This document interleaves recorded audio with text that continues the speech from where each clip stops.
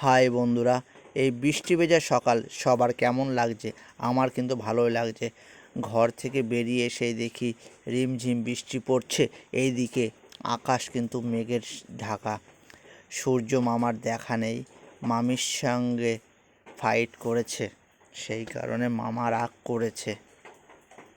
এরপরে আমার brush complete হয়ে গেল।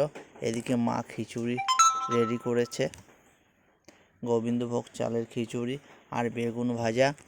খেতে খেতে কার ভালো লাগে তারা অতি অবশ্যই চলে আসবে। খাওয়া দাওয়া শেষ করে বাড়ি থেকে বেরিয়ে সামনে দেখি ভারত মহাসাগর এসে হাজির হয়ে গেছে দুয়ারে। ভারত মহাসাগরকে ওভারটেক করতে আমার অনেকটাই বেগ পেতে হয়েছিল, কেননা কোথায় আছে খানাখন্দ গর্ত সেটা আমি বুঝতে পারছিলাম না। তাই আমি আস্তে আস্তে গাড়িটা চালাচ্ছি। সামনে একটা সাইকেল নিয়ে ভাই চলে এসছে। কার কার বাড়ির সামনে ভারত মহাসাগর চলে এসছে কমেন্টে জানাবেন। বাই।